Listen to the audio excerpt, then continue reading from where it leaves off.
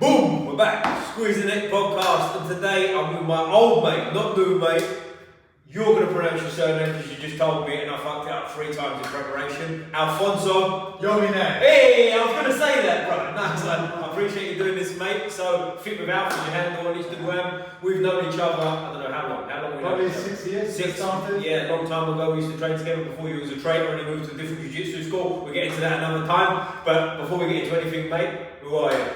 Well, I'm a personal trainer. Well, I'm a human being first. As you can see. What's your pronouns? I'm not going to pronounce it. Hey. So, I've been working as a PT for the last 10 years, really.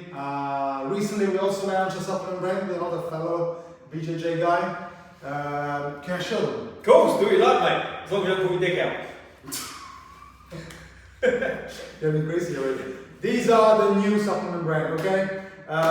Kim and I, we just made this electrolyte formula for everybody, every athlete, including BJJ athletes. So later on towards the end, we might actually launch a little challenge and you might win 3 shiny boxes. Oh, 3 shiny boxes. How about that? But you mentioned Kim there, so Kim, if this finds you, mate, shout out Kim on a bimble. Is again, old training partner. Your best training partner. One of my best training partners from back in the day when things were like quiet after the pandemic, when classes were quiet. Me and Kim got lots of good rounds in. I'll always be grateful for Kim, big strong man. He's moved to Bath, I think you said, right? Yeah, so go and find him in Bath. Go and give him a beating if you can. Come down, Kim. Come down, Kim. Come back. We miss you, bud. Ready. But what was on my mind then? I was going to say, the supplement company. You and Kim are starting a supplement company.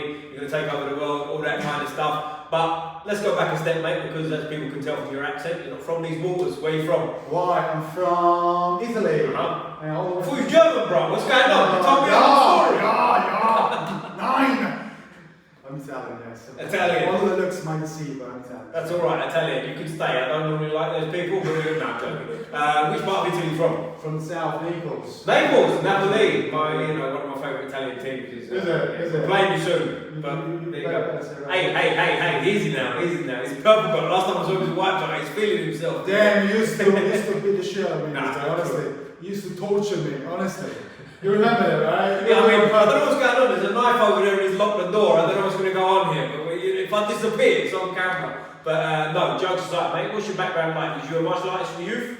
No, not really. I only started training martial arts during COVID, actually. It was Okay. a way for me to start a new hobby, and start a new activity. Something that I always wanted to do anyway, but never got the chance and all the time to start practicing really. So during COVID, I started with Muay Thai. To be precise, Muay Boran, which is the traditional form of Muay Thai. And then one thing led to the other. From Muay Boran, I started practicing sport Muay Thai, which is the one that we see on TV pretty much. Then from there, I started with grappling, so BJJ, that's when I met him. And finally MMA, which is what I'm still doing really. Nice. And where you how old are you now, mate? 35. Oh, happy birthday, my guy. You're old, but never mind, you can stay. There you go, we'll look after you. But before you was here, I mean, when I think Italy, probably it's a European country like England, right? I'm assuming football was the sport, right? Yeah, exactly. You playing football? I played football as a kid, as a teenager as well. A bit of swimming too, but my heart was always into physical culture, fitness, well-being, and martial arts. I used to watch Bruce Lee movies, when I was a kid, although it is from another era, but it was still available. Well, from the era of VHS tapes, right? Also, so like, you go to the shop and exactly. So you used to watch it. All DVDs, early days. Early days DVDs. DVDs, really. So it was Chuck Norris, Bruce Lee, that type of stuff. Rocky, come on, man. Mention Rocky first next time, huh? People are listening. He's a boxer. In a different life, yeah. Jean-Claude Van Damme as well. Great. Jean-Claude Van Damme, by the way, is still looking good. You see? Still going. I mean, he still might be a little, but he's one of my favourites. I like a bit of Crazy John. Yeah, he's one of the best, one of my inspirations. And then from there, I started doing training in physical culture, wellness, fitness, whatever you want to call it. How long have you been in England? 9 years now. 9 years, a long time. One of us, basically. One of us at this point, right? One of you guys are going to apply for citizenship next year. No, that's not I'm really going to. Take it easy. Not that close. Take it easy. But what brought you to England in the first place? To be honest, the lack of opportunities that I encountered, I faced in Italy. Okay. So especially in the fitness industry, I could never find a job there that would reflect my aspirations.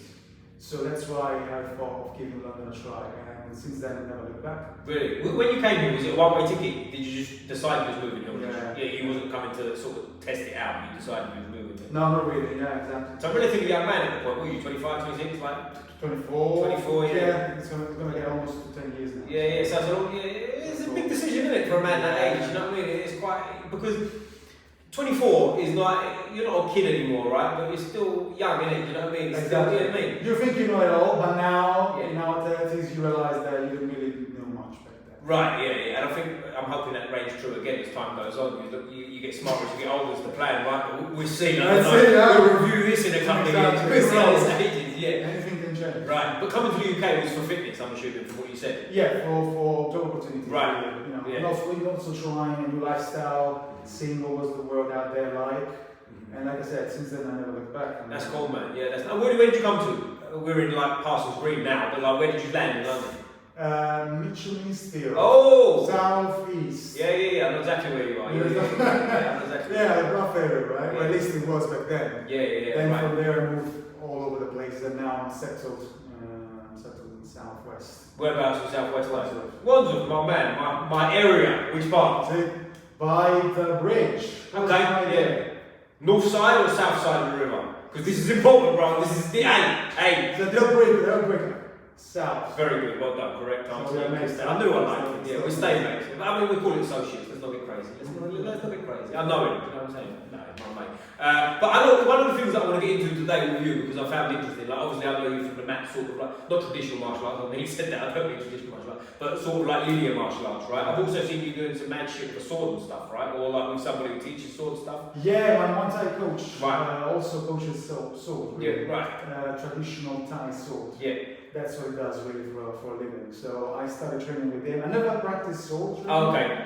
myself, but yeah, it's something that I might listen. But I don't know. I'm gonna stick to MMA for the time being. Right. That's what I really find most. Because you mentioned Muay Thai, right? Yeah. There's another one. When I was in Thailand, there was a class I did once. I think it's called Krabi Kabong. I don't know if I'm. Krabi Kabong is the sword. It's with sticks we did it. Yeah, so we did it with like 2 sticks, and I did one class. We're talking before the pandemic, so whenever that would have been, 2019. I'm assuming somewhere around there. I did a Thai Muay Thai. It was really good. The same guy, I think, was teaching the Muay Thai class. I did one of each and stuff. Was it Crew Talks? Yes, I think it was. But he's on Instagram, right? He's the Tiger Muay Thai's guy. But it was really good. It was cool because I tell you what, from my experience of it, as I said, I only did one class. I'm not claiming to be an expert, but it was like we've done Muay Thai, right? You kick in the pads, and sometimes it could be 10 kicks, million kicks.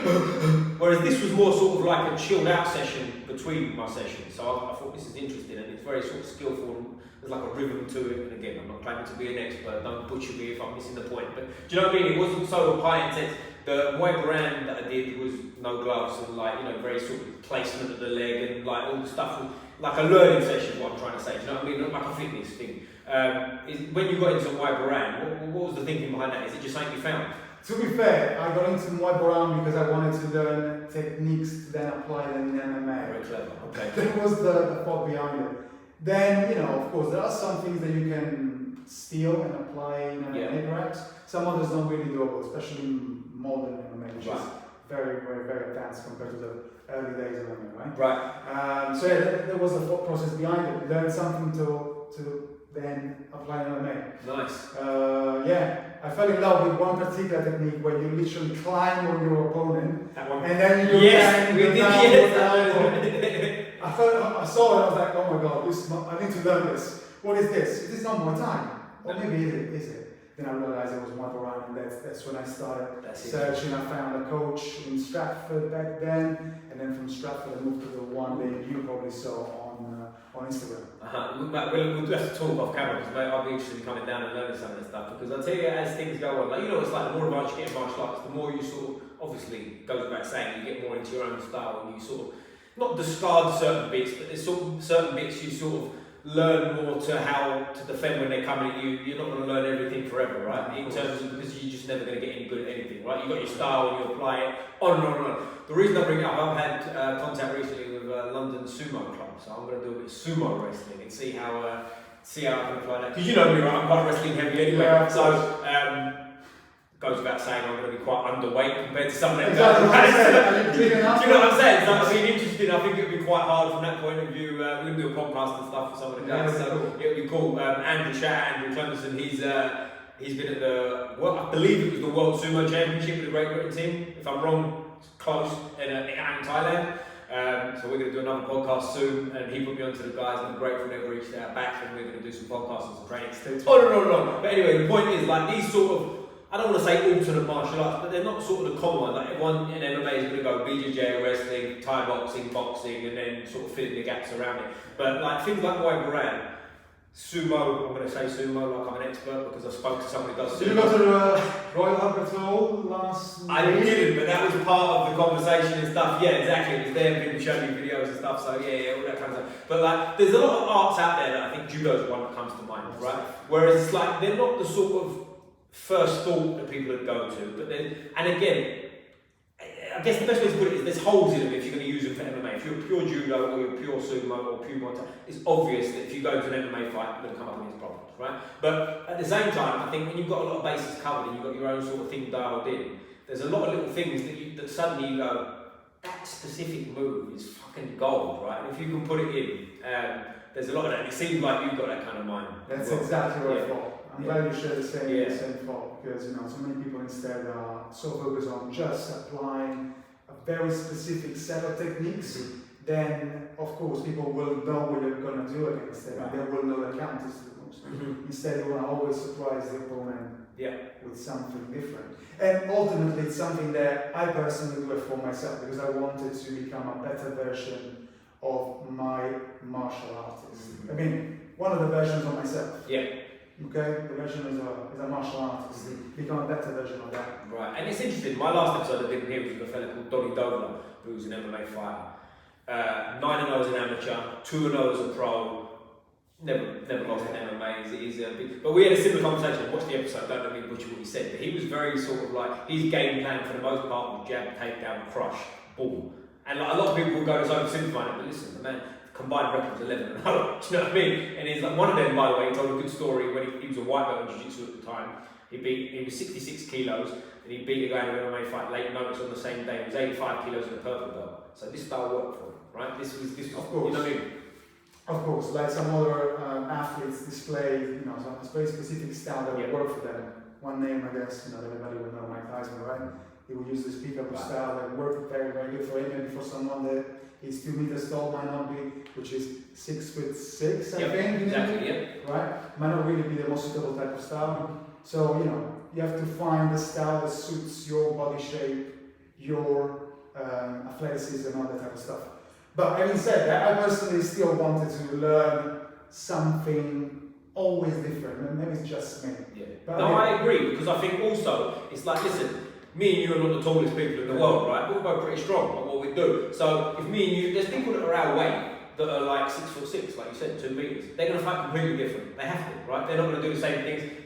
There's obvious problems that they present that we could never do just because our bodies don't allow it, etc. So I think there's a lot to that. Also, I think one thing where you're saying about your style and your athleticism, another thing I think plays into it is your personality too. John Danaher spoke about this, and I really believe in it. You know what I mean? If you're natural, because like there's been times where I've gone through periods of training with people that are very fluid. We both train with people at New School. We know that are very sort of fluid and playful, and that's their personality. And I tried to do a little bit like when I was a beginner and stuff, but it's not the best for me. I'm naturally quite aggressive. So you need to sort of, do you know what I mean? Do you know what I'm saying? For lack of a better term, easy now. But you know what I'm saying? For lack of a better, maybe I'm not explaining it best, but I think you get where I'm coming from. It's like, you have to implement that. I don't need to be the playful guy, hey Alfonso, let's it's not going to work well for me. Do you know? Do you I understand exactly what you mean. Of course, at the end of the day, the fight is just a reflection of your personality. One way to reflect, to showcase your personality and skills, right? So, of course, being aggressive, you probably show that in a fight, whereas a more elusive fighter will probably display a completely type of character as well. And I don't think one or the other is wrong or right. It's just right for you. Do you know what I'm saying? When you do it for you, and you kind of, there's like I'm sounding a bit like a hippie here, but there's like a freedom in it. Do you know what I'm saying? Like you kind of park the bullshit and you just play time now. You know what I mean? Whereas in training, like for anyone who's done martial arts at any kind of level, it's hard, isn't it? Do you know what I mean? There's days when you're in the dojo or the ring or whatever, where it's just, you're working your balls off, but things just aren't clicking today. You know, for whatever reason, it's just not working. There's some phases that I will go for them, right? Of course, yeah. And you've had how many MMA fights now? 3. One was a charity one, the very, very first one, and 2 amateurs. And this was around the time of, is this when you hurt your ribs? Is this the one? We trained a little bit after. We trained a little bit after, correct. Yeah, and you correct. That's memory. I remember. I almost forgot. Because you was in there, we was rolling after. We had to be a bit careful because I'm talking like, we took 2 days after or something. Yeah. Straight back to the gym and stuff like that, right? Yeah. Because was it a late notice or something from memory, something like this? Yeah. Well, I did try to prepare for it for a good 8 weeks. But then at the very, very end, on the day of the fight, my opponent couldn't make it. He didn't pass the medical checks. Right. So they put me against, for as far as I knew, a professional Iranian kickboxer. That was nice of them, right? Yeah. So yeah, it was the baptismal fight. Yeah. But fair play for taking it, because a lot of people have gone, To be fair, I didn't know he was a professional Right. Iranian kickboxer. The guy didn't speak English, so he didn't know the rules. The rules were no spinning attacks, no spinning strikes, no spinning back fists and stuff. Guess what? He threw a spinning back fist in the first round. Of course he did. But he didn't know English. Yeah, right. Nevertheless, yeah. Did he not know English, or was it like a, I don't know English? Who knows? Who knows? Who knows? Yeah. Who knows? But yeah, made it out alive. Didn't get knocked out, which is kind of an achievement, I guess. Yeah, in a way, especially with those small gloves. Yeah, Changed right. the game completely. Well, that's another interesting point, and even strikers that are good, that I've done a little bit of stuff with the changes with the MMA gloves on. When I first started doing, the first time I've done some MMA sparring and stuff, but the first time I really had like a lot of time focusing on that was grappling with gloves on. You know, I don't know if you've ever done just specific grappling. It's more for awareness, so more for like we're in grappling positions. We're doing Jiu Jitsu, but just to let you know your face is in the way. Do you know what I mean? Like, this kind of changes the game massively, right? You'll know this obviously, because I think a lot of people, Jiu-Jitsu guys are very guilty of this. And by the way, I'm a Jiu-Jitsu guy, so don't fucking like come on. You're not really a Jiu-Jitsu guy. I don't do anything crazy like wearing a gi or anything. Let's not get crazy. You know? Exactly. No, but you know what I'm saying? Like, a lot of Jiu-Jitsu guys don't realise how vulnerable they are. And a lot of them don't need to because they're doing pure Jiu-Jitsu. But there is also, arrogance might be the wrong word, but you get where I'm coming from in Jiu-Jitsu, of like, they think they could beat certain fighters when you're going, hang on a minute, you just did a fucking berimbolo. Face is wide. There was a clip going around, I don't know if you've seen it. There was people going, pure Jiu-Jitsu guys, and the question was like, do you think you could beat a prime Mike Tyson in a street fight? Oh, yes. And then all of them were going, yeah. And I'm looking at them going, no. You'd all get smashed because you don't understand. I think you have only one chance, yes, right? Of course. You can attempt a double leg or a single leg, and if that works, maybe. And good luck, buddy. Good luck. Good luck. Because Exactly. I'm gonna assume Mike Tyson might throw a 75 punch combination and put your head through concrete. Exactly. I might be wrong, but hey. To the body, uppercut. I don't think, well, this is another thing I think the pure Jiu-Jitsu guys that have never done any striking don't realise. Them punches come fast, they come from angles you don't realise, and you'll get hit quick. There's a common sort of narrative, and again, this is from grapplers here too, right? That a grappler beats a striker every time. It ain't fucking true. Listen, most of the time maybe, you've got the advantage because it's the grappler grabs the striker, of course. But listen, you've got to grab the fucking striker first. Correct. Every fight starts from standing first, from a certain distance, second, so... And if you've never done any striking, you don't understand what's going on. The same way a striker doesn't understand what's going on with a grappler. Most definitely. Does that make sense? As soon as the grappler grabs your wrist, there's no problem. Yeah, I'll referee. Now he's on my back and now he's choking me. Yeah? You didn't see that coming because you're a pure striker. That works both ways, you know what I mean? Yeah, absolutely. Of course it does. And like, when I was watching that video of this, like, oh, I'd be a prime Mike Tyson, I'm looking at him thinking... Are you doing this for the views? Yeah. Or are you actually... Are you actually that stupid? Yeah, you're that fucking stupid. Do you know what I'm saying? Because also, the question, I believe, if I'm wrong, someone comment, was street fight. Yeah. Street fight, yeah? Yours. Hey, you want to get hey in front of that animal in his day? You know, you can also buy. I think he beat Holyfield. And I'm sure that's not the first man he's beaten. I'm just going to accuse. This is like cherries, right? Exactly. I'm quoting. Yeah, and I mean, that's tame for some of the things he said to some of his opponents about what he wanted to do for him. Go back and look at the tape. Exactly. Hey, listen, yeah, but anyway, I'm going off track, but you get the point, like, there's a delusion to certain sort of pure martial arts, and I don't mean that as a knock, but like, I'll give you an example. Jiu-Jitsu, in its own form, probably is the best on its own, right, in terms of a finish. However, high-level wrestler against a jiu-jitsu guy, I don't know if I like the jiu-jitsu guy's chance. Purely because the wrestler's such a better athlete. They're slamming. Again, let me go forward a step. I think the jiu-jitsu guy will probably get slammed around and beat up for a while before he finds a submission and ultimately wins. However, if that high-level wrestler might also have a blue belt in jiu-jitsu, I think you're in big trouble now. Did you see what I'm talking about? I agree 100%. I'll tell you more, in my opinion, the folk style wrestlers or the catch, as catch game, which is originally from England, like Lancashire wrestling, thumbs up. I think they have a completely different type of control. A system of control that has been also adopted and displayed in MMA nowadays. And that is a bit different from the one that you might see in freestyle, perhaps, or Greco-Roman, right? So that type of control, folk style again, I think it's the pinnacle of controlling a human being on the ground. So a BJJ practitioner, I think, might struggle against a folk style wrestler. And especially when strikes are involved. This is what I think they don't realise. But I think a lot of jiu-jitsu guys do not realise this. They don't understand how different it is. Now, I do some sparring with some guys, jiu-jitsu guys, and then at the end we'll put some MMA gloves on and we'll have an MMA spar. Now, the difference is massive. Like in terms of if, for an example, one of us gets a takedown and we're on top of jiu-jitsu, there's an element you can relax, you can hold position. As soon as strikes are involved, that turns into and it's a completely different game. Even from the point of view, you've got both my arms locked up, I lift my chest off the floor 6 inches and slam down onto it. It's a little added element, shoulder into the face, all kinds of things. I'm a slam. You know, if someone gets in a triangle. Jesus Christ. Who was it? Jackson. Against Ricardo Arona. Exactly, thank you. Yeah.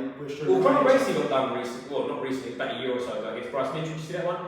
They was on the feet, Conor Gracie, wrapped his legs around, Bryce slammed him down and elbowed him, and thanks for coming, you know? There you go.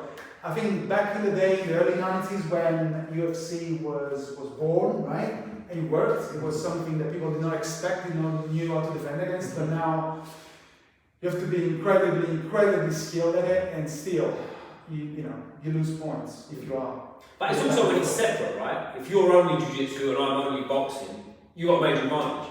But if you're only jiu-jitsu and I'm boxing plus nearly as good as you at jiu-jitsu. Do you know what I'm saying? Now my boxing becomes available unless you can sub me quickly, which you're not going to do because I'm enough to. Do you know what I'm saying? To whatever, but we're going over old situations. But you said catch wrestling there, so obviously that's got submissions in it too. Have you ever done any catch wrestling? I went to Wigan. Oh, Snake Pit. Snake Pit, Wigan. Okay. Home of catch wrestling. Yes. Just to see what it was like, it's not that far actually. It's not that far. Well, there's a class I go to with the guys that teach from Snake Pit in Cobham. You know Cobham? Out in Surrey, on a Friday night, Dark Arts, martial arts. Shout out to Dark Arts, martial arts, and Wayne, he's a great guy, Wayne Tran. He's, but he does catch wrestling, they go to Snake Pit all the time. I've been down there, and it's hard, man. Like, it's hard work. Like that style is hard. Also, I think a lot of jiu-jitsu. It sounds like I'm bashing jiu-jitsu. Honestly, I love jiu-jitsu. I teach jiu-jitsu for a living, by the way. It's like, hey, coaches, how you practice. You know what I'm saying? It's like so, but there's starting on your feet makes things hard to start with in terms of physically. You know what I mean? Like wrestling on its own. Like again, I've been to Fight Zone recently. Shout out Josh for giving a lot of shout outs. Too many shout outs. Never too many shout outs. But like it's hard on your feet. Do you know what I mean? Like, and I don't mean skill wise, which it is. I'm talking energy. Like when you have to get back up on your feet every time. Exactly. It's hard. It's exhausting. It's very, very hard work. And like the catch wrestling side of things, that's a physical session, man. You know, there's some different rules. You're familiar with the rules. You can't clean, choke, all this kind of stuff. So just briefly, for anyone who doesn't know, wait, if I'm butchering this, mate, reach out because you will. But there's certain positions like you can't put a rear naked choke on, for example. You have to like face crank. Exactly. You cannot strangle people. Exactly. You can do an arm in, I believe. Is it like you can do sort of like Darth style things and stuff? I might be wrong on that. No, that's as far as I know. In English, catch you must not choke. That's it. You not strangle, not choke, but you can twist the head. Yeah, funny enough, makes right? sense. You can plug a big thumb in someone's eye pocket, and that will be fine. Yeah. But you cannot strangle them. We're gentlemen over here. And I'll tell you what I really like as well. You know, like jiu-jitsu, I know some people are listening and are watching, but jiu-jitsu, how are we going to go? We're going to go like this, boom, boom. Catch wrestling? No, just this. Yeah, like gentlemen, now we go. I think it's brilliant. I like the posture of it. There's a lot of hard things. But from what we're saying, like the way you like to implement things too, I like to learn certain arts for the sake of learning the art too, and sort of make my own mind up and put it in. Do you know what I'm saying? Because I think and I think this relates a lot to kids and stuff as well, is people can be overcoached when you're past a certain level. And I don't mean a high level, I mean once you're past that sort of basic beginner level, say, let's to relate to BJJ again, blue belt level, once you've got your blue belt, you kind of know what works for you, what your style's going to be. You probably, I mean, of course you're going to evolve massively from there, but you're not going to completely reinvent the wheel, for the most part. Some people will, but some people did, but for the most part. For the most part, most people, you know who you are and just get better at it from that point, right? Whereas, I think if you implement these things when you've been overcoached, it's kind of like you're stuck in a way. Do you see what I'm saying? Whereas if you get to a certain point, it's like, I want to go and learn Thai boxing now. Why? I don't know, I just want to see what I can get from it. Yeah. Never going to be a world champion Thai boxer, but I'm going to learn how to block that kick properly, I'm going to learn how to land that one properly. That's it, that's all I need. It's not all you need, but you get where I'm coming from. Yeah. For me, that's all I want to learn for now. Once I've got that to a proficient level, maybe I'll learn something else. You see where I'm going from? Exactly what you mean, yeah, I agree with that, of course. Like we said earlier, we have a set of technique that we're now implementing in our games, and it's, you know, maybe we can add one or two more. Right. We're not gonna completely revolutionize the game. Yeah. Yeah, and you don't go from jab to spinning wheel kick, right? Do you know what I'm saying? Jab, get really good at the jab first. Jab, slip, jab, move this way, etc., etc. And I think fighting's not rocket science, right? But at the same time, it's so complicated. Now, it sounds like I'm contradicting myself, right? Of course, yeah. But at the same time, me and you are going to have an MMA fight. You've got all the skills in the world. I throw one right hand, bang, knocks you out. Notice the way I said it that way around, not the other way around. But you get what I'm saying, right? So, like, all them skills are not wasted, but that work better. So, basics. Whereas your whole training camp, or my whole training camp, I've been working on an outside heel hook after an Imanari roll. Whereas you've been working on straight right hand. You landed your one, all the shit I did is not irrelevant, but I wasn't able to implement it because I say this sometimes when I'm teaching as well. It's like I can teach you an armbar now, right? You've never done Jiu Jitsu before. I teach you an armbar. This is how you do it. We go through it for an hour. I'm strict on technique. This is how you armbar. Boom. Yeah. Let's go. Get me the armbar. Well, how the fuck? Do you know what I'm saying? So like there's a lot more to the sort of pressure and getting people into the position, which I think is the whole game. The submissions, the knockout punches, all that kind of stuff. They're of course the most important bit in a way, but they're not the most important bit to get there. Do you know what I mean? It's like decoration almost on top of being able to fight. Correct. And again, as a beginner, at least for myself, I used to focus a lot on the most choreographic types of moves, like the one that I mentioned earlier, where you climb on your opponent and land the one. That will never happen in a fight, honestly. Who's going to pull that off? Right. You know what I mean? Nobody ever did. So instead, it's better to focus on the basics, like the jab, across. You know, that type of stuff. And you're an interesting point as well, because you was one of them guys that came in and you was at sort of that beginner level and then it seemed like you really improved quickly. So there's a lot of these things that work, obviously, right? Whereas some guys come in and they go the other way. They're very good, and then they kind of, after a year or so, they're saying they get worse, but they plateau. And they're still making the same mistakes, they're still doing the same thing. Whereas for you, it was like, if we didn't train for 2 weeks, you'd know there'd be a difference. You'd notice, you know what I'm saying? Like, you take it on, which, for me, in some ways, you can overthink fighting, is what I'm trying to say. Do you know what I mean? Like some people we all know people that train 8 days a week, they train 7 times a day, they're sleeping, they've got all their supplements, they're sleeping 24 hours a day, and they still suck, right? Or not suck, but they're average, right? And they're not improving any more than the guy that trains twice a week, who's got a full-time job and 6 kids. Do you know what I'm saying? Whereas some guys, people can argue talent as well, I guess, but it's like some guys can turn up and just like, they don't put too much stress on it, they don't overthink it, they turn up 3-4 days a week and their improvement just goes. It's also a matter of overtraining, you know? Overtraining plays a big role. If you are, like I said earlier, all the time in the gym, busting yourself, killing yourself, you know? So your body's got no room for improvement because it's always relying on your most deep energy stores, if that makes sense. I think fun's important. Survival mode. You know what I'm saying? I think fun's important too. Like, because if me and you are training hard, let's just example, 6 days a week, twice a day, every time physically is taxing, but it's enjoyable, we feel like we're learning things. I'm tired today in my legs, so I'll tell you what, you start on top and I'll try and work my way to that kind of level of training. I find that it doesn't really matter how hard, within reason, physically I'm training, I still feel like I'm making my improvements versus I'm bored. Do you know what I mean? Correct. I think and your mind travels with wonders. You know, it's not focused there, it's not focused, it's not, you know, grabbing information that it needs to grab and learning. That's why. Sometimes taking a break, having a bit of a day off does help. Yeah, it does. Having a too little often. Yeah, it's not good crazy. He was doing well. No, but it's true. I believe in that. And also I I think sometimes, like, I'll give you an example. Next week I'm up north for podcasting, right? So I've got a few guys, some good guys, former UFC guy, all that kind of stuff, and I'm going to get the opportunity to train with them, right? 3 days in a row, you can come. You can hold the bags, you can like wait there and squeeze the neck flag. Oh, go on, you know, but it's like I'm making a conscious effort to train with all of these 3 people, and at the same time I'm making a conscious effort to have fun while I do it, because I'm learning from them privately, right? So it's not like a sweat session. It's not like, okay, me and you tomorrow, Alfonso, we're going to meet up at 12 and we're going to fucking go. Which has a place, of course, and we love them sessions, we do. Exactly, we need them. We need them and we love them, because sometimes it's nice to say, I don't want to fucking learn too much today, let's just go, right? But these ones, my plan is to not beat this up too much. It's to see what's happening. Do you know what I mean? One of them was a world Thai boxing champion, one of them fought in the UFC, is a 5th degree or 3rd degree black belt.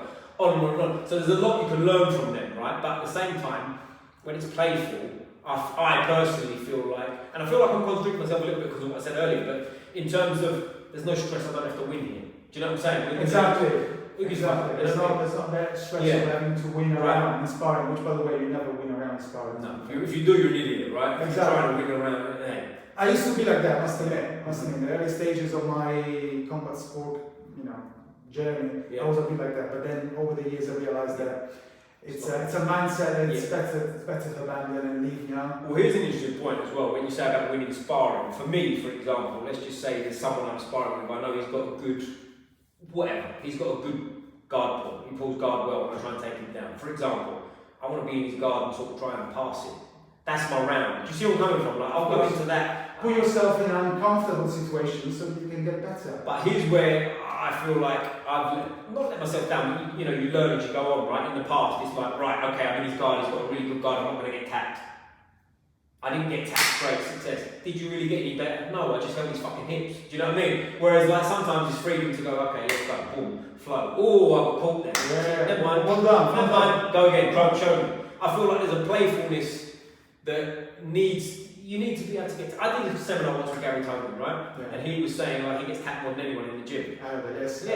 And it's like, when you first hear it, you go, why? And then you go, instantly, for me, it was like, of course, makes sense, right? Just keep feeling it, keep seeing what happens and keep turning on and on and on. But like, with your MMA, with your martial arts, did you start straight away for MMA reasons, I think you said, yeah? Yeah, my end goal was always to be an MMA. But nice. then, of course, I got there in a long journey. It took me a long way. Yeah, that happens a lot, doesn't it? I know loads of people that do Jiu Jitsu. They started Jiu Jitsu for the sake of doing MMA. They've been doing Jiu Jitsu 12 years. Do you know what I mean? Like, they never got around to MMA because they fell in love with it. But you've had 3 fights. Like, when was your last fight? How long ago? A year ago, actually. November. Well, almost a year ago. Almost a year ago, November 2024. Yeah, right. Yeah. Nice. And you still plan on fighting again? Oh, I would love to. Yeah. I would love to. Just circumstances that play in my favour. Right. But hopefully very soon. And what's your plans with MMA? What's sort of your goals? Do you want to fight as a pro and all that kind of stuff? Yeah. Yeah, you want to do it still? Yeah. Because you mentioned you're 35, yeah. which, how do you feel? Well, this is what I'm asking. How do you feel at 35? I'm feeling as strong as ever. As fit as ever, as in shape, as in best shape ever. I don't have any injuries. Touch wood. There's the wood. There's the wood. Yeah. So I mean, why should I believe in myself? Yeah, I believe in that because I feel like if you look after yourself, 35 is not that old. 35, 40. We all know people that are freaks on the mat because that's what they do. I think, listen, train twice a day. Don't kill yourself and get your right rest. And I'm not talking about living like a monk, but like the healthy sort of balance. There's no reason, for my eyes, from people I've seen, there's no way you can't keep training on well into your 40s, to me. Do you know what I mean? I think and supplements, which we'll come to. I think supplements probably help. But depends what kind of supplements, of course. Exactly. And the right training around your martial arts, which is obviously, we're in a strength conditioning gym, personal training studio, whatever it is. But you're a personal trainer, I come from a personal training background. There's all elements which, again, can cause you problems in a way because people train like bodybuilders or train too hard outside of it. Yeah. But this is what I want to get onto with you before we come onto sort of supplements and stuff like that. Like, what do you? I mean, I'm sure it's changed over the years because my view massively changed. But like, how do you sort of train around your martial arts? Yeah. So because of martial arts, of course, I have to adapt my strength and conditioning training. So I try now to focus more on strength, pure strength, if it's away from competition, which has been for the last year very much. And then towards the fight, like 4 weeks, maybe actually, 8 weeks before the fight, focus more on strength and power. power and strength. So being more explosive, basically. Yeah.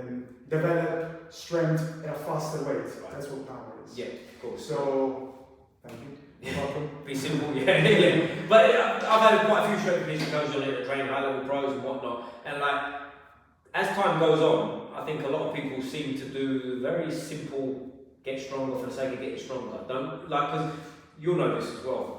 5-10 years ago, there was a very sport-specific mindset going on, right? Everyone was doing cable twists and punches and like doing kind of like, do you know what I mean? Like funky stuff that looks like they're fighting. Again, we're going back to what we said earlier. The basic, Yeah. stick to the basic. Right. The basic win.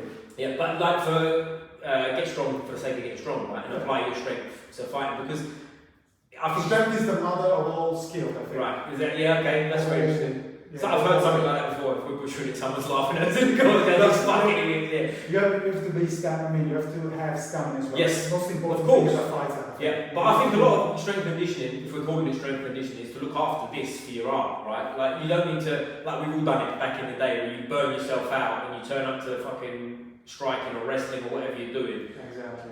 and you're like, shit, Don't, yeah. know, And also I'm worried about getting injured. I don't want to pull his head up too high because my fucking arm feels like it's going to pop off, and it's like, Whereas if you got supplement training, what I'm trying to say, like it's got to benefit your martial art. We're not training to be powerlifters. We want to be as strong as we can for that, not as strong as we can in the story. It's specific for Yeah. the sport. Mate, because back in the day, I'm sure you have too, I'm not speaking for you, I keep saying it, we've all done it, but I've definitely done it. It's like you put as much weight as you possibly can on the squat.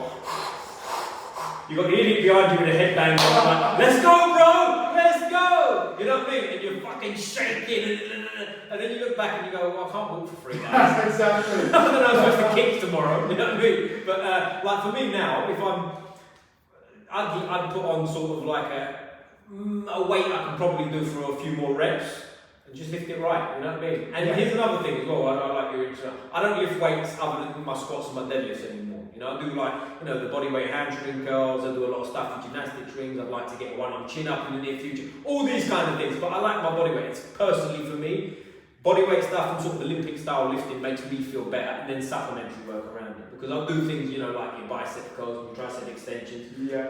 for looking after the elbows and stuff. Correct. You know what I mean? But like, I'm not standing in the mirror looking at myself with a vest on, going, one more rep! One more rep! Do you know what I'm saying? Like, Then what's the answer? Pretty shit in the past. hey bro, hey, I've got no idea. You've got no idea. That's for other podcasts. Yeah, I've just seen people do it, that's all it is. But you know what I'm saying? Like nowadays, and again, to the point you said about, I feel better than I've ever felt. I feel strong, fit. And we're the same age, No, I'm 10 years younger than you. Fuck you. Lol. Fuck you, 25. Camera's on, bro. Read the room. But you know what I'm saying? Like, I feel like, here's an example. You're 35, right? You look, when you're, I don't know, let's say 21, look at a 35-year-old. Not that they're old, don't get me wrong, but you look at 35 and you go like, oh, fuck, it's getting near the end. Most definitely, I used to. Right. Whereas now, I look at you and I go, I've got years, bro. I'm good. I feel great. You know what I mean? On the other hand, Yeah. we have fellow mates that are wrecks. Mate. We're not going to mention, we're going to make names, we're not going to make any names, but it's going to be Man, I went to a friend of mine's wedding about 2 years ago. Listen, some of the boys,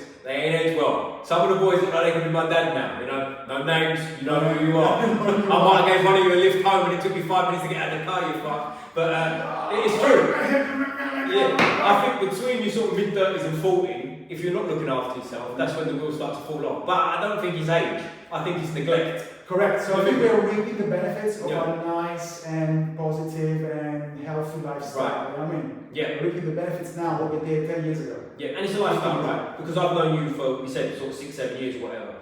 Neither of us have ever been out of shape in that time, right? And that's not to try and pat us on the back. It's just a reality. It's what we do. You know what I mean? We don't go to the pub and drink 6 pints a night. This is what we do. So you're right. You do get the benefits as time goes on. And I think if you're not ego lifting, like I mentioned, that we've all Like done. I used to as well. I think in our early age, right? Well, you just try and you just don't compute that. Like the most I can bench press, I'm stronger. Doesn't really have much transfer. I was speaking to someone the other day. I was at a press conference, the Woodley Parker press conference, and one of the boys there popped his one of his pectorals off. Yeah, one of the tendons. I don't know the names, but there's 3, right? One of them popped off, and he's got like a hole where he's a bit lopsided. He's 40, and he said he was trying to bench press 170 for free, like he used to when he was 25. He said he got. I think he said he got the first rep, second rep, third rep. Pah! Not really worth it, right? Exactly. What the fuck you doing? For what? stuck for how many months? And then you probably More. never recover. Never. I was going to say probably never in reality, right? And in reality, we'll never get back to where we were after such a massive. After a massive thing. Well, he goes like this. You know, like the muscle man pose, and it's like a big divot, and it's like that's not going to ever be how it was, is it? You know what I mean? Yeah. And that's Evo lifting again. Well, someone said something. I don't know if you know Ido Portales. You heard of Ido Portales? Right. So the guy that also coached. That's it. Yes. So I did a lot of training with him back in the day. He's the guy who taught me how to handstand and do all kinds of whatever on the rings and stuff like that. Great coach. If you ever get the chance to see one, really brilliant. Shout out to Ido Portales. Shout out to Ido Portales. I was going to leave the shout out to him, but you fucked me. But there you go. But he said something to me. Not to me, but he said it in a small group of us training once, and it stuck with me. He said, like, the day before he dies, he wants to be able to walk and talk coherently. And I was like, I was in my early 20s, I heard this, and it's like, yeah, you're right. Do you know what I mean? I never want to be the guy that's sort of like, getting out of bed. So, with that in mind, I think when you're still young enough to sort of be in your prime and peak, that's got to be a way to train, isn't it? Like in the longevity sense. Because I never want, I mean, of course, it's inevitable. You know, when you're 70, you're not going to be able to do things you can when you're 30. But I never want to feel like I'm softening my fall to get worse. Do you see what I mean? I want to always feel like I'm improving. And again, we're in that age where we still can improve it in every area. But it's going to be heartbreaking when that stops, right? But you see what I'm saying, right? You can always make these little gains. And I think when you're training too much for too fast gains, like for example, you had your first MMA fight, cool, 3 months, I want to fight for a UFC title. Like, whoa. Let's not train like that, right? Let's train to get and so on and so forth. And I wish you the journey, right? Exactly, yeah. But exactly, I think that's massive. And like, there's at the risk of sounding like a hippie, there's like a beauty in seeing yourself get a little bit better. Like massive gains, that's a different thing, right? But in reality, you don't make massive gains quick, right? Correct. In certain areas you do, you might go a long way, but you know what I'm saying? Like in terms of, if we're calling it a linear thing, if you can do 10 pull-ups, get to 11 pull-ups. Don't worry about getting to 50. Do you know what I'm saying? Like, there's no rush to get there. That's when you end up with pec pops and hops. Exactly. Right? But like, the reason I say that as well, because supplements, right? You've got supplements which you're bringing. What's the supplement company called, mate? Salt. Can I show them again? Yeah, of course. Do what you like, mate. As I said, as long as you don't pull your dick out. That's what all the fans got. Yeah, exactly. No, they're not subscribed yet, right? Hey. I haven't paid yet. Salt, that's the brand. It's an electrolyte brand, so a mix of sodium, potassium, and magnesium. We also have some calcium there. Okay. So just to cover all the necessities of the body when you sweat a lot. Right. Or maybe you do some intermittent fasting, or you follow a keto diet, so you need some replenishment. See, this is interesting because I do like my fasting. So do I. Right, 4 times a year I try and do a 3-day fast and all this kind of stuff. So with that, and I'd like your opinion on this actually, when I do a 3-day fast, I just stop eating and carry on as normal. And I'll tell you why, I've done it maybe 6, 7, 8 times in my life now, over the last few years, been doing it. And they've all been, it's not easy, but the hardest time I ever did it is when I kind of cleared my schedule, chill out, in the countryside, relaxing. It was terrible because I've got nothing to think about other than food, right? So it was hard. But whereas and you know what it's like, we do training, working, I'm coaching and doing private, so it's quite physical all the time anyway. I do that, I still like to train myself twice a day.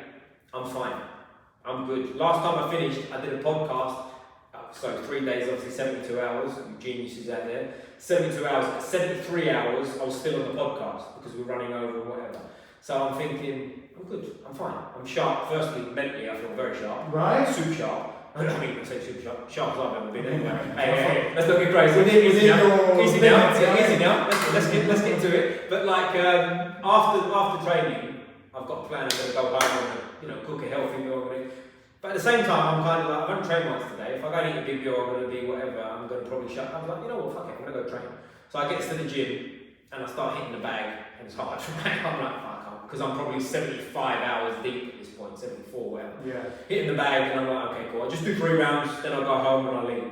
Second round goes, I'm hitting the bag. I feel alright now. I feel not bad. Third round, I'm hitting the bag full, so I feel like I'm fine, absolutely fine. From that, I did an unplanned heavy strength session, started lifting, blah blah blah, and I'm stronger than I was the week before. Everything's going right. I don't say that to pat myself on the back. I just say because fasting for me, it's got to be so good for your body, right? And like you're talking about the electrolyte stuff, which I mean, I do it on a basic level. So I'll like take a pinch of Celtic salt, pinch it in the water, shake it up.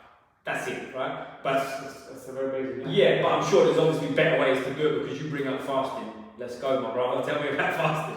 Well, it's something that has changed my life quite dramatically. Okay. Before doing martial arts, again, I used to do fitness, wellness, probably didn't really want to call it. So I used to walk around with my 6 meals, you know, ready for Tupperware. Tupperware, that was quite, oh my god, thinking about it.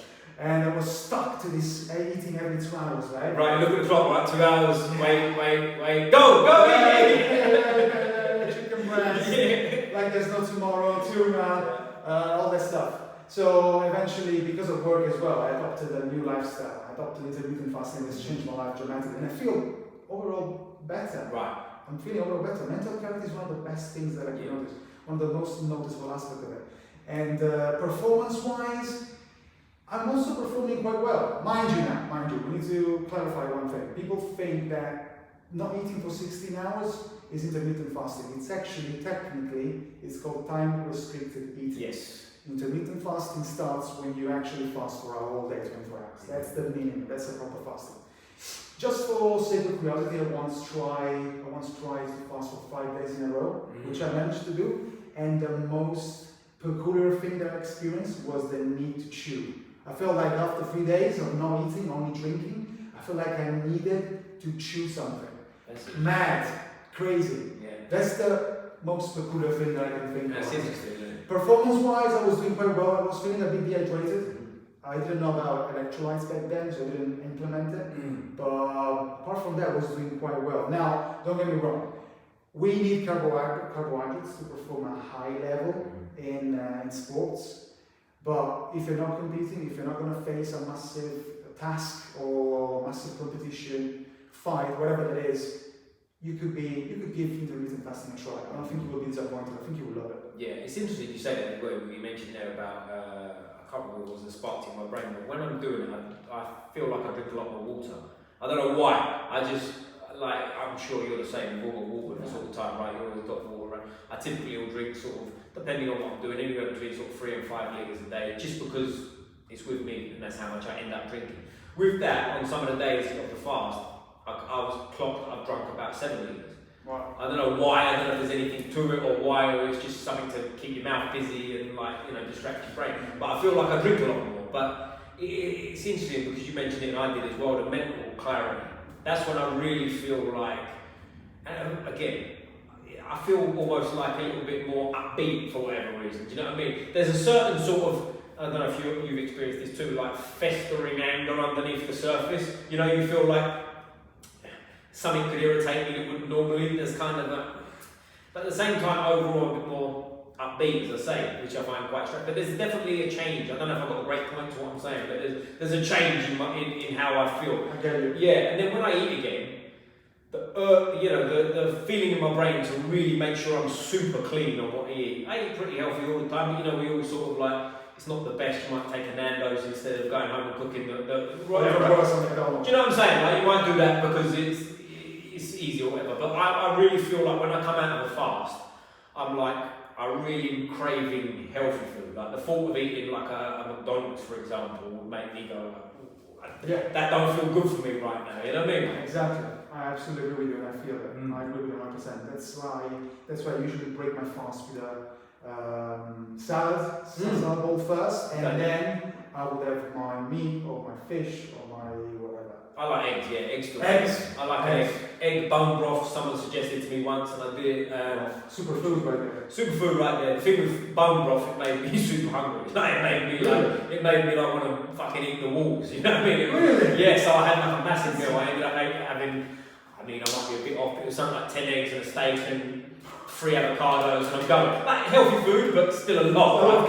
Yeah, and like the bone broth set me off. And I'll tell you another thing that I did. When I first started doing it, my last meal would be like my evening meal, so I might stop eating at sort of 7 or whatever at night. Yeah. The last 2 times I've done it, I made my last meal the lunchtime meal, which I found was better because when I break my fast, I'm eating at lunchtime and then I get another meal in the evening. I don't know if there's any benefit. Someone probably goes, it's the wrong way, whatever. But that felt good on me.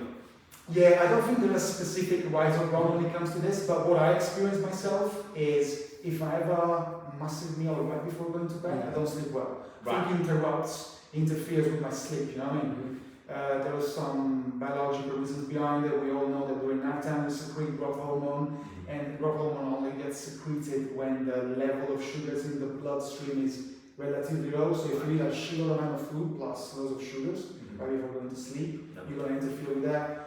And therefore your sleep is not going to be as good as it could be. So I prefer to have my meal after fast at lunchtime or early afternoon. Nice, I avoid to have a massive dinner. Yeah. Although there's another type of diet out there called warrior diet. Warrior diet, where you eat one big meal at night. Yeah, I mean, 10 years ago there used to be such a massive vogue already in paleo. Paleo is the one, warrior. Yeah. You go on, you know. Every sort of fucking masculine name you can come out with, people is doing Yeah, it. exactly. Now with the carnivore. Carnivore. Have you ever done that? No, I've never done I that. did it once. I tell you when I did it. It was you know lockdowns when it was hard to the supermarkets, people queuing out the fucking door. I did it then because I thought I want to do it. This is a good opportunity because it's easy. I go straight there. I buy 7 steaks. That takes care of a couple of days, and I felt good, mate. I'll be honest with you. I felt good. I felt very sharp, and I did it. I was going to do it for a week. Ended up doing it for 6 weeks. Felt fine, felt absolutely good. The only thing I noticed at the end, my body felt good in terms of energy, everything felt great. I was just craving fruit. Like if I walked past the fruit bowl and there was some berries or something like that, I'd be like fucking salivating, you know what I mean? I need it, so I eventually did and whatever. But how long did you last doing the carnivore? 6 weeks. Okay. Yeah. Okay. And to be, as I said, I was going to do it for 1 week, and then I said, right, I feel good, I'm going to do a month. Once I got to a month, not forgot I was doing it, but I was just like, whatever, I'll just keep doing it. And that's only meat? Meat. Not fish? No, meat and eggs. Meat and eggs. And I think I might have had some cheese in there and things like that, you know what I mean? But there was no, I don't think I had fish. I might have had fish once or something, but not. Because I think that it's one of the principles of carnivore, I think. I might be wrong because I haven't studied in depth, but yeah. I think you must only eat red meat, maybe chicken, I think. Yeah. Definitely not. I don't think I had chicken, I think there was something, I can't remember the specifics, but I was reading into things and chicken was off, I think. It was off, I think it was like red meat and eggs and cheese and like whatever it was I was doing, do you know what I mean? Yeah. And then I slowly started having berries and avocado and whatever, but I felt good was the point. Like I did once, many years ago, I did a vegan thing. After about 10 days I was like, fuck this. You did a vegan? Well, hey, we won't get specific, but there might be a woman involved, yeah? There might have been a woman involved. That's it. There might have been a carrot on the end of the stick. Anyway, but it was more to prove a point. But to be fair, I felt great after about 3 days, and then after about 8 days, I felt fucking shit. I felt like, just like, you know that feeling of no energy, weak, like, I can't do this. I was never planning on doing it for long anyway, I didn't do it for long in the end. That's what I personally think, right, is the body needs a wide amount and a wide range of nutrients. Mm-hmm. Restricting yourself to just red meat or just veggies is never a good idea. No. You always need a bit of this and a bit of that. Yeah, but I joke aside with the vegan thing. I basically tried every diet, right? And that was one I wanted to do. I've done keto. Yes, carnivore. You know, I've done like paleo back in the day, all that kind of stuff. And to be honest with you, there's nothing that really stands out. The more I eat sort of nutrient-dense foods, eat when I want to eat, that's a big one. Like, I don't just eat because it's time to eat. Yeah. If I'm hungry. Or you're feeling bored. If I'm hungry. People does. There you go. If I'm hungry, I'll eat. Do you know what I mean? I like to train every day, first thing, no food, just because I feel good on it. You know? I have a black coffee, I'm away, right? And then after that, depends what I'm doing. Sometimes, for example, I'll teach Jiu Jitsu, I'll spar with some of the guys after, shower, whatever. Maybe I'll eat, sometimes I don't feel like eating, so I'll go and hit the bag or something, do you know what I mean? Or I'll go and teach in private, whatever I'm doing, I might do a podcast, and then I'll eat what I want to eat. And I really feel, not just better energy-wise, but I feel like I'm physically better in terms of performance when I do that. Do you know what I mean? Like when I'm not like forcing myself to eat. And supplements, I've done like genetic testing and stuff like that, you know, the methylation tests, all this stuff. You did that? Did the methylation test, done all this kind of stuff, but I'm keeping things basic at the moment, which is good to speak to you about supplements and what's good to go, because I've done all kinds of things, but you know what it's like, we're all kind of lunatics, right? So when I did the methylation test, they recommend the 7 or 8 supplements that are better for my genetics. Yeah. Take all of them at the same time, I'm doing it 100%, whereas it's like, maybe I should take one. See how you feel. Right, exactly. So at the moment, as we sit here, for about the last 3 weeks or so, or for a while I took absolutely nothing. For the last 3 weeks I've been taking creatine, that's it. That's it. So I'm going to start slowly I want to start going into sort of your vitamin D, A, K, E sort of route and trying that kind of stuff. And just building it, do you know what I mean? But like, seeing as I've got you in front of me, you tell me, sensei. Like, how's a good way to start for someone, and I use myself as an example, someone who trains all the time, tries to do everything right as an example. Like, where's a good place for sort of your average, say, Joe, all the way up to athletic, peak athlete? Well, how do people sort of go at this? Yeah, what I would suggest, what I usually tell my clients anyway, according to their schedule, according to their habits, dietary habits or lifestyle habits, I would say start with protein powder. Right. To keep it, very, very basic. See how you feel. On top of that, we might add, I usually recommend either creatine or glutamine, sometimes both. They both work in unison. That's the word. Unison, yeah. Unison, thank you. I still haven't learned English. What's it been English citizen, please? Not this time, Mr. Alfonso. How do you pronounce your surname? Never mind. Change your name to Smith, we'll talk about it. Or Jones. Jones, right? He said that, not me. So yeah, that's what I recommend really. I always advise the best thing to do would be to do a methylation test and blood test to see where the levels are. To be honest, that's the best way to start supplementation plan. And then you can start from the basics again, protein powder, usually creatine and glutamine because they really help with the type of work that we do in the gym flow. What does glutamine do? Glutamine hydrates the muscle cell. Okay. Draws water into the muscle cell. Okay. Almost like creatine, but creatine does help with the phosphocreatine metabolism, the first 10 seconds or maximum outburst. Okay. Glutamine does not do that, but it does help the immune system. Okay, so sorry, I'm cutting in here, I'm going to let you explain, but like, I'm taking creatine, I said to you. Would glutamine, you said glutamine? Gluten. Would that be a good thing to go next, would you say? Yes. Step for me? Yes, Yeah. it's the word unison. Unison. Never mind. Fuck you, man. Never mind. This Mr. is my Smith. French. Never mind, Mr. Smith. So yeah, that's what I recommend. And then on top, depending on the necessities, right? Clients that suffer from anemia. Now, of course, it's something that the doctor will have to deal with, but we know that sometimes you can treat anemia with iron. Some of them take iron tablets, some of them take vitamin B12. There are different types of anemia, pernicious anemia, and other types. So that's it really. Keep it basic again, a basic win. Yeah. Like we said earlier, jab cross, Yeah. better than a spinning alternative kicks. Yeah. So the basics. Good food, good diet. That's what is gonna get you far. And the, sorry, The electrolytes. Electrolytes, that's the word. Jesus Christ, I'm struggling here. Electrolytes. Yeah. What's a good thing to do with them? Because I hear all kinds of things. I've heard strength and conditioning coaches say every single time you take a sip, you should have electrolytes in it. And then I've had other guys go, don't take electrolytes, they'll burn your liver and whatever else they'll say. I'm exaggerating, but you get what I'm saying. Like, there's all different opinions on electrolytes. I've never heard sort of a consistent way. And the reason I say that, there's people that cross over and they say the same thing, but everyone I've spoke to on electrolytes specifically seem to be a bit fundamental with it. Like, it's either all in or all out. Like, you seem a bit more moderate, so I'm going to listen to you. Yeah. Eunice, most of the time the truth is in the middle, right?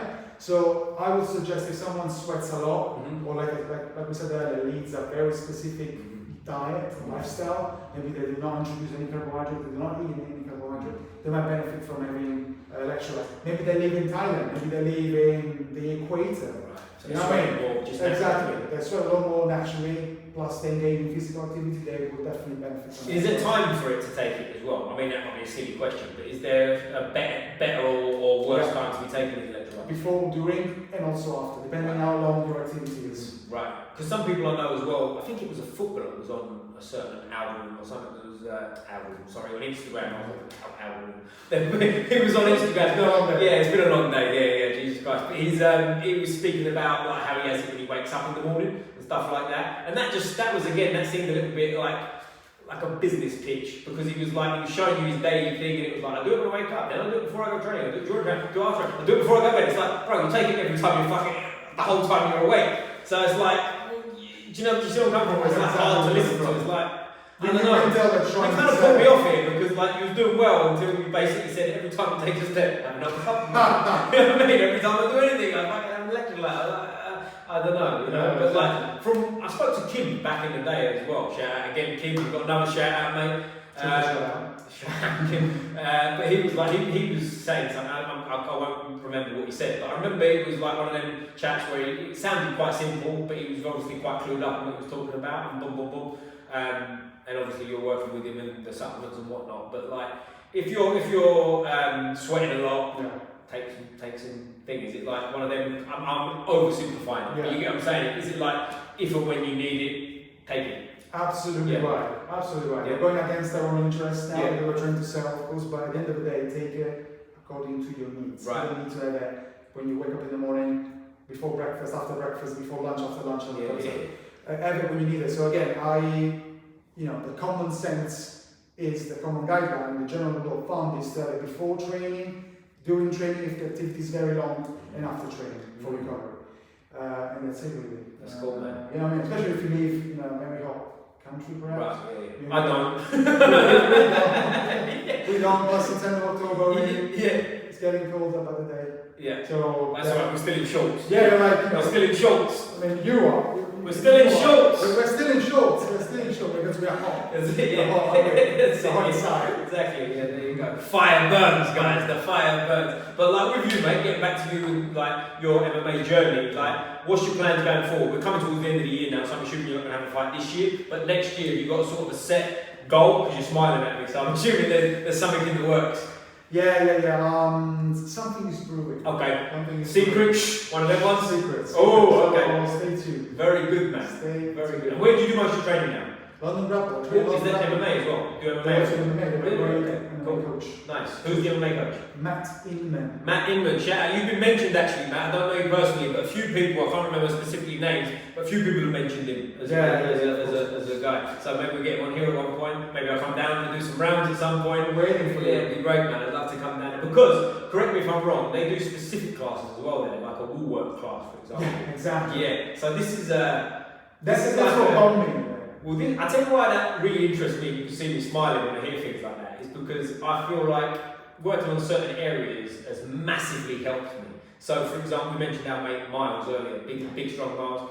I won't give you a shout out. Not shout out. You're not getting a shout out. You don't deserve no shout out. We ran out of shout out for the rest of the podcast. But Big Miles, friend of the show. Hopefully, I'll get him on in one day. Big beast of a man, purple Jiu Jitsu. I'm not poking any bears here, but maybe it's time he wasn't the purple belt. I don't know. Don't shoot the messenger. Big, strong, savage of a man. Terrible moustache, but he's a good guy. But anyway, I digress. But one of the things, like for someone like that as an example, I'd like to work on. Here's an idea, Miles. We're not just going to spar and just see what happens, see who wins. I'll lay on my back. You go top side. I'll try and get up. You try and stop me. Ready? Boom, go. I feel like things like that have massively elevated my game. You know what I mean? Like, you start on my back, try and choke me, go. I'm going to get out. Now reset, reset. Another thing I like to do, and I'm jumping all over the shop, but sometimes when I'm sparring hard, 1 minute round. Go. Spar. 1 minute. It's a different pace. And what I've also done to some of the people I'm teaching, I'm not told them, they're doing 5 of these without a rest. So they're really doing a 5 minute round, right? But they've just got a fresh partner every time. Oh, and nobody knows. But nobody knows. It's not like you're getting a minute with him, then he's coming in, so they know they're doing 5 minutes, because what you also see with that, a game plan, right? Exactly. They know he's quite tough, I'll just hold.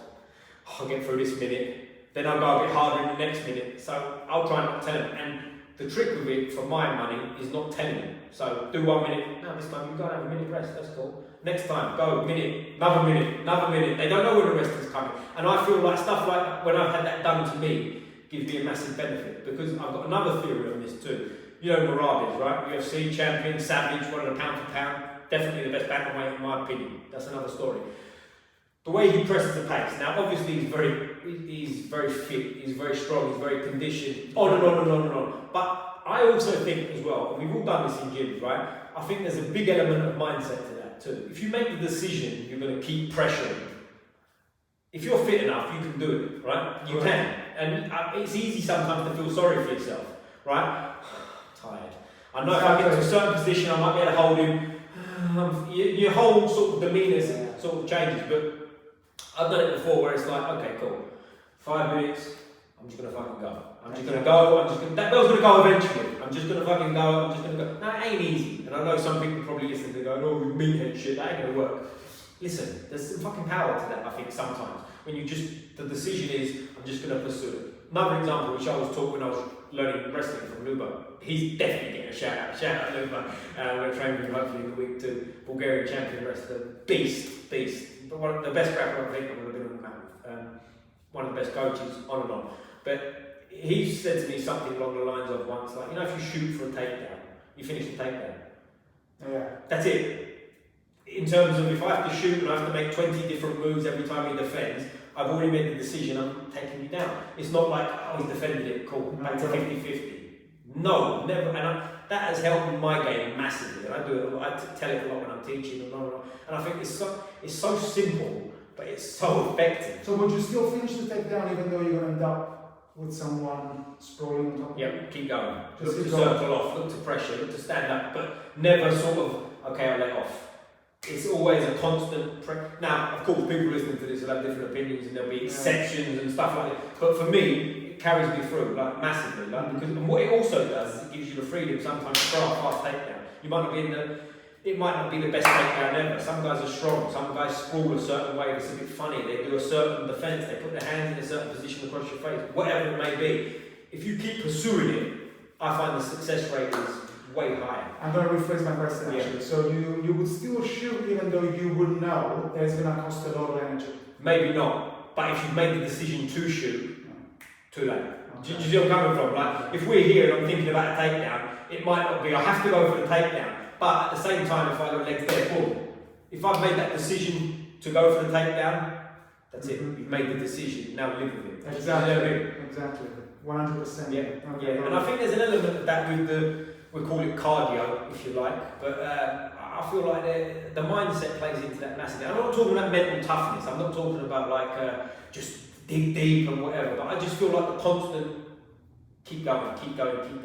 Because for me personally, and I'm sure a lot of people can relate, when you think about being tired and you start questioning it, you get fucking tired. Exactly, there's such a big element. Yeah. Don't think you're tired. Yeah. Don't give in to that thought of giving up. Yeah. I tell you when this really hits home with me sometimes, and I think you'll appreciate this too. Is if you're rolling with somebody who you feel like you're a high level at, well, not feel like you are, and like you're playing the game, not letting them do things, but they get to a position, you haven't defended it 100% because you don't mind, you want to work from them on your back, but then all of a sudden it's like, shit, they've got choking, I'm in fucking trouble. And that moment of like you're really working to get out, tide don't come into it. Do you know what I'm saying? Yeah. Because you've got to get out. It's a survival mode. And because it's him, exactly. He ain't tapping me, motherfucker. Do you know what I mean? Then we go back to ego sparring though. Yeah, exactly. But you've got to get the line right? True. Because ego sparring, if he's cranking my head and I'm going to deal with a fucking ligament damage in my neck, versus, now I can get out of this, I just got to work my fucking self silly here to get out of it. Yeah. I think it's a balance, right? And it's not an easy answer, but we all know, right? We all know. I told a story the other day to one of the guys on the mat from years ago when I was a white belt. I don't even remember who the guy was. I was a white belt and I was rolling with a blue belt. Now I'd listened to the day before or whatever it was, a motivational tape, right? Like an old school YouTube. Hold on, never give in. Anyway, whatever. Silly, but this was on my mind, right? Now this blue belt beating the shit out of me, right? I'm fucking white belt, but I keep going. Nicky was there. This is why it's funny. I'm getting fucking beat. He's in a choke. I'm nearly going out. I'm thinking about it, and my mind's going, hold on, don't give in. So I'm fighting for it. I'm getting asleep. Well, no, I'm getting completely dominated the whole time. Right at the end, I'm on top in like a sort of half passing, but I haven't passed yet. And my whole brain's going, don't give in, hold up. My head pops out, and I slip past when I'm in top side control. Bell goes. Coach Nicky's looking at me. And you go, yeah! It's like I was doing well. I got my arse whooped for 4 minutes and 49 seconds, you know what I mean? But that little bit of... the last 10 seconds. Yeah, exactly. But I got a beating Yeah, for 4 minutes. You still remember it? Right. So you played your role. And it was funny because the blue, I can't remember the guy's name, he had like long hair. For anyone at new school, this is not a great description, it was a blue belt with long hair 10 years ago. Figure it out. I mean, you know exactly what I mean. No, but like, we was laughing after because he got exactly the vibe that I did. He beat the fuck out of me for 5 minutes, and then at the right end, the coach happened to look, and I was in a position, made it look like I had a good round. But there you go. Don't give up, kids. Hold on! Hold on! Yeah, but there you go. But like with training, one thing I want to get into, as again, we're here strength conditioning wise, like how do you set a week out now? Like if you've not got a fight, I don't know, maybe you have, maybe we can't talk about it. But let's say in this year you've been off, you haven't been off, but you haven't had a fight schedule or whatever. How does a week look like for you, typically? What does a week look like? You train every day, twice a day, lifting weights, what's the deal? So I usually start my day with a bit of a cardio, an empty stomach, so I go running usually. Okay. I either run to my client's house. Turn up sweating. Yeah. Kill two birds with one stone. You know, save on public transport, save the planet. Yeah, there You you know, go. I run there. So I basically do some cardio. Save the flat planet. Anyway. Thank you. Thank you. So I started there with that bit of cardio, empty stomach. Then I usually have something to eat, and then I start doing the weights. Then after the weights, recover all the way until the evening when it's time for MMA class. Really? You do MMA after your weights? That's interesting. That's cool. Yeah. On the days that I do weights, because I don't do weights every single day. Right. I tend to train in martial arts, combat sports every single day, or at least 5 times a week. Right. But I might not do weights every single day. And how many times a week would you say you do weights? 3 to 4. And do you do full body or are you splitting things up? I split things up. Yeah. Usually lower body, and then upper body I might do front or back or maybe chest and biceps. It depends on the time of the year that I feel about it as well. After so many years of training myself, I feel like I know myself enough to being able to, arrange things last minute or play as I wish. Yeah, and I think it's important to know you, and do you know what I mean? Because exactly. Again, back in the day, many times it's like today's Monday, so I'm supposed to do this. Chest day on Monday. No. Right. I'm supposed to do this, so I better do it. But Yeah. it's like in reality, what benefits they give me? Nothing. Right? Do you know what I mean? It's not It all comes down to knowing yourself. Yeah. If you really manage to know how your body responds, know yourself, then you can. And I think the way you train is different for you, to me, to him, to her, right? We all got our own ways of training and whatever. I don't know whether that come down to, again, like we said earlier, personality, muscle type, size, whatever. I don't think it really matters. I think as long as you know yourself and you know what works. Because I think, again, I'm going to go down the hippie route here, but I believe, like, I'm going to have long hair next time you see me, bro. But next podcast. There you go. I'll be sitting there with my feet hanging out and stuff, like hairy legs and whatnot. Sandals. Do you know what I mean? But I think if you believe the way you're training's right, that can carry you through as well. Do you know what I mean? Like, there's an element of that in there. Do you know what I mean? If you just like, no, all I need to do is 100 push-ups a day. No. Because it's wrong, obviously, right? But we all know people that do just Jiu Jitsu. They win loads of competitions, they're never injured, they're fine. Now, if they started doing other stuff, maybe they'd get injured. Like, people like me and you have always done the sort of, I call it strength conditioning, it's not, but you know what I'm saying? We've done the strength conditioning thing as well, and it helps us, but it's a part of that because we've done it for a long time and we believe it. Yeah. Do you see what I mean? Whereas the guys that are just doing Jiu-Jitsu, in the gi, twice a day, eat like shit, turn up to the gym, don't sleep. Do you know what I'm saying? And they do well because that's all they do. I think it's when maybe if that kind of guy decided to start doing kickboxing on top of that, that's when the injuries would go boom, boom, boom, because their body's not adapted. Right, it's interesting, isn't it? But we could go on all day, mate. But anything else you want to say about your supplements? We're going to launch a little competition, right? We need to come up with a funny challenge. How about mention the latest MMA fighter that lost because he got gassed out on a fight? Write down in your comments, and we're going to pick a winner. Winner gets free, shiny, electrolytes, boxes. Bosh. You don't get the supplement, you just get the boxes. Just the empty boxes. And the website to purchase them from. No. Exactly, we also going to send the link. There you go, good. Mate, this has been brilliant. I always appreciate you. We need to see each other more often. Let's get some training, let's get more podcasts as the future goes on. Tell everyone about your supplements, on and on and on and on. Before we finish, most important question of the day. Which football team do you support? I don't follow. Chelsea, very good, very good. Thank you very much, top man. appreciate your time. I always finish with the fists up like this. Squeeze the neck. Boom!